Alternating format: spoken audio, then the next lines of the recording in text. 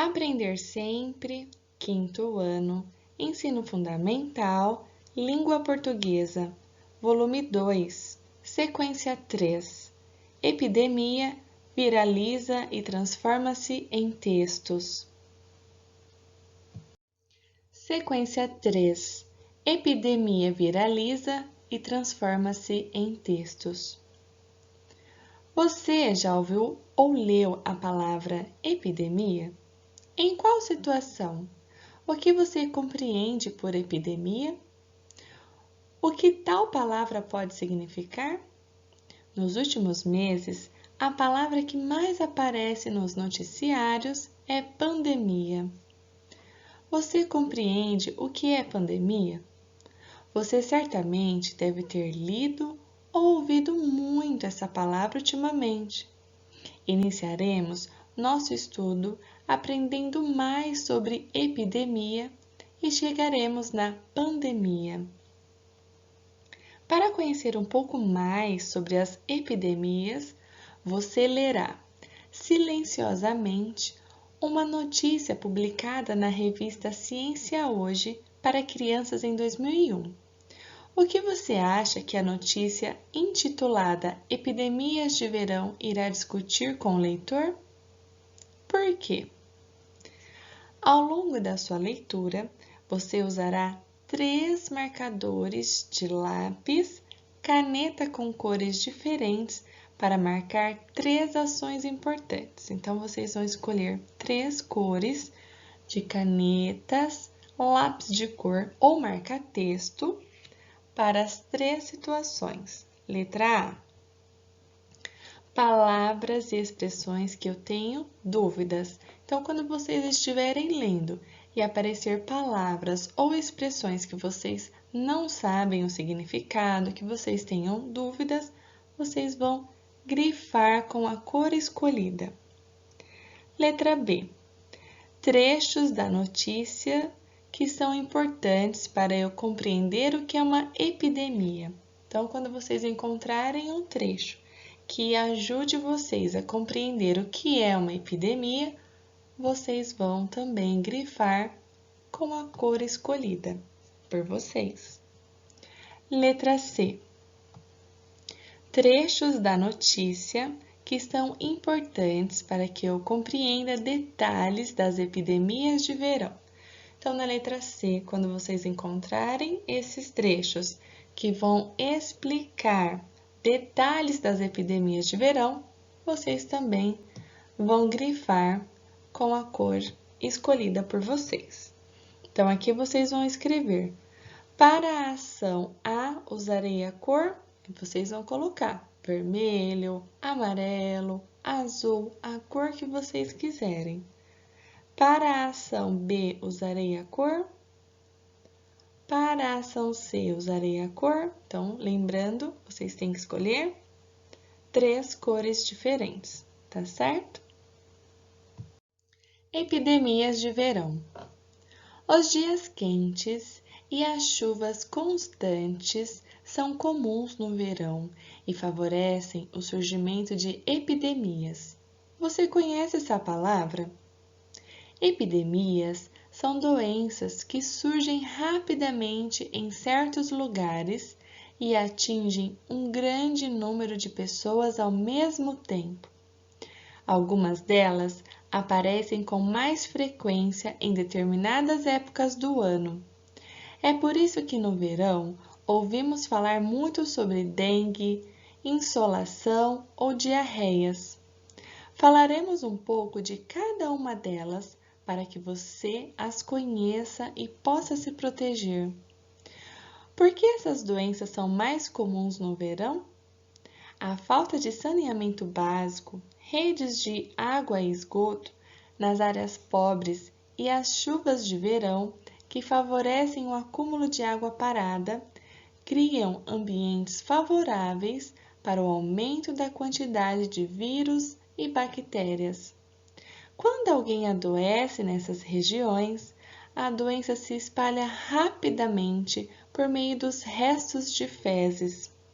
O lixo acumulado também facilita o aumento do número de casos, pois ratos, baratas e mosquitos levam nas patas os micro-organismos para as casas da região. A diarreia é uma doença de verão bastante comum que atinge principalmente as crianças. Apesar de ser transmitida por diversos tipos de bactérias e vírus, o principal transmissor da doença é uma variação da Escherichia coli, uma bactéria que existe normalmente no nosso organismo sem causar problemas. Essa variante produz forte desidratação no organismo, causando grande perda de líquidos, vômitos e náuseas. Para tratá-la é muito simples. Deve-se beber muito líquido e comer alimentos leves, como frutas, verduras e legumes. Também há casos em que a pessoa sente muita sede, porque está desidratada e a melhor alternativa de tratamento é tomar aos poucos o sal reidratante, que é distribuído gratuitamente nos postos de saúde. A dengue é uma das mais conhecidas doenças de verão. Ela é transmitida por meio do mosquito de nome complicado, o Aedes aegypti, que transporta o vírus. Quem é picado pelo inseto pode sentir febre alta, dores de cabeça, nos músculos e nas articulações, além de perder o apetite, ter náuseas e apresentar bolinhas vermelhas por todo o corpo que causam coceiras. Outra doença de verão causada por vírus é a hepatite viral do tipo A, que ataca o fígado.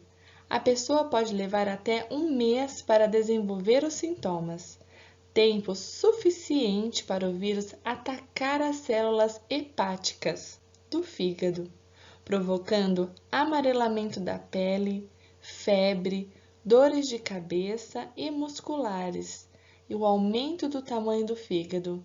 Mas nem sempre a criança contaminada pelo vírus apresenta todos esses sintomas. Ela pode sentir apenas mal-estar ou sinais de gripe. Na maioria das vezes, a dor sequer é detectada pelo médico. Como no caso da dengue, não existe ainda medicação eficaz contra o vírus da hepatite A. O melhor a fazer é tratar dos sintomas da doença. A melhor forma de combater essas doenças é a prevenção.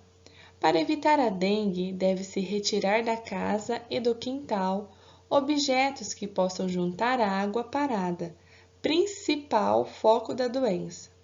No caso da hepatite A, que é transmitida por meio de alimentos e da água contaminada, deve-se evitar o contato com essa água. Mas os cuidados que devemos seguir no verão não param por aí. Em dias de calor, os médicos recomendam que se beba mais de 2 litros de água para ficar hidratado. Evite alimentos gordurosos, não tome sol entre 10 horas e 4 horas da tarde e use filtro solar, óculos de sol e chapéu quando for à praia ou piscina. E lembre-se, todos devem se cuidar para curtir as férias de forma mais saudável. Número 1. Leia atentamente as afirmações sobre as epidemias de verão e suas causas. Marque se elas são verdadeiras ou falsas, justificando sua resposta quando necessário. Algumas afirmações. Os alimentos ricos em gordura ajudam a proteger o organismo da hepatite viral do tipo A. Essa afirmação é verdadeira ou falsa? Vocês vão marcar e depois vocês vão justificar a escolha de vocês. Dores nos músculos e nas articulações são raros sintomas da dengue, pois as bolinhas vermelhas evitam as dores pelo corpo. Essa afirmação é verdadeira ou falsa? Vocês vão pensar e depois vocês vão justificar a resposta de vocês, tá certo? Corrigindo. Então, aqui nós temos a afirmação: os alimentos ricos em gordura ajudam a proteger o organismo da hepatite viral do tipo A. Essa é uma afirmação falsa. Então, vocês marcam um X na afirmação falsa. Justificativa. Por que é uma informação falsa? Não existe medicação eficaz contra o vírus da hepatite A. O melhor a fazer é tratar dos sintomas da doença. E isso foi citado no texto. Dores nos músculos e nas articulações são raros sintomas da dengue, pois as bolinhas vermelhas evitam as dores pelo corpo. Uma afirmação falsa. Justificativa. Quem é picado pelo inseto pode sentir febre alta, dores de cabeça, nos músculos e nas articulações, além de perder o apetite, ter náuseas e apresentar bolinhas vermelhas por todo o corpo que causam coceiras. Essa justificativa também estava no texto que nós lemos, tá certo? Outras afirmações. Como a diarreia só pode acontecer no verão, ela é a epidemia mais comum entre as crianças. Essa afirmação é verdadeira ou falsa? Vocês vão escolher e depois justificar a resposta. Todas as crianças com hepatite viral do tipo A apresentam amarelamento da pele e dor de cabeça. Então, vocês vão marcar se é verdadeira ou falsa e vão justificar a resposta. Os mosquitos, especialmente no verão, transmitem os micro-organismos para vários lugares de uma região. Verdadeira ou falsa? Justificativa. Então, vocês vão pensar, vão escolher e depois vão justificar a resposta de vocês. Mais uma correção. Como a diarreia só pode acontecer no verão, ela é a epidemia mais comum entre as crianças. Uma afirmação falsa. Justificativa. A diarreia é uma doença de verão bastante comum que atinge principalmente as crianças. Então, principalmente as crianças não quer dizer que só atinja as crianças. Os adultos também podem ter diarreia, tá certo? Todas as crianças com hepatite viral do tipo A apresentam amarelamento da pele e dor de cabeça. Uma afirmativa falsa. Justificativa. Mas nem sempre a criança contaminada pelo vírus apresentam todos esses sintomas. Ela pode sentir apenas mal-estar ou sinais de gripe. Essa justificativa nós lemos no texto. Os mosquitos, especialmente no verão, transmitem os micro-organismos para vários lugares de uma região. Uma afirmação verdadeira. O lixo acumulado também facilita o aumento do número de casos, pois ratos, baratas e mosquitos levam nas patas os micro-organismos para as casas da região. Letra A. A notícia epidemia de verão explica para o leitor o que seria uma epidemia. Você concorda com a explicação? Acrescentaria mais alguma informação para o leitor da revista CHC, Ciência Hoje para Crianças? Letra B. Segundo a notícia, por que a prevenção é importante? Letra C. Você se previne das epidemias de verão? Como? Na letra A, É uma resposta pessoal de vocês, cada um vai dar a opinião de vocês. Você concorda com a explicação de epidemia apresentada no texto? Então, o texto que nós lemos apresenta a explicação do que seria uma epidemia. Então, vocês vão escrever do jeito de vocês, da melhor maneira, a opinião, se vocês concordam ou não com a explicação e se vocês acrescentariam alguma informação para o leitor da revista, tá certo? Letra B. Segundo a notícia, por que a prevenção é importante? A prevenção é importante para evitar as doenças. Outra informação que nós poderíamos colocar também na letra B é que não tem uma medicação para algumas doenças, como nós vimos. Então, o melhor a se fazer é se prevenir e cuidar da nossa saúde. Letra C. Você se previne das epidemias de verão? Como? Então, neste espaço, é uma resposta pessoal. Cada um vai escrever como que vocês se previnem das epidemias de verão. Eu também me previno das epidemias de verão. Não deixo água parada, não deixo objetos que possam acumular água na minha casa, verifico os lixos, verifico todos os ambientes da minha casa, tomo bastante água. E vocês? Vocês vão escrever na letra C como que vocês se previnem, tá certo? Letra D. Você já ouviu ou leu sobre outras epidemias aqui no Brasil? Letra E. Agora que você sabe o que é epidemia, consegue explicar o que é pandemia? Converse com familiares e assista aos noticiários da TV para responder a esta pergunta. Letra D. Você já ouviu ou leu sobre outras epidemias aqui no Brasil? Nós já vimos, né? Nós temos Zika vírus, chikungunya, febre amarela, entre outras, são várias. Letra E. Agora que você sabe o que é epidemia, consegue explicar o que é pandemia? Converse com familiares e assista aos noticiários da TV para responder a esta pergunta. A pandemia é a disseminação mundial de uma nova doença.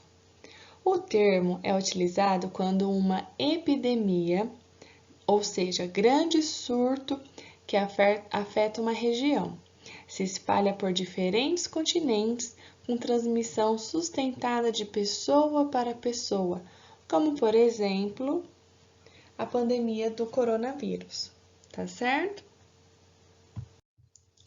A capa do suplemento infantil Folhinha chama a atenção do público-alvo para um problema. É possível prever a temática da reportagem principal? Qual seria?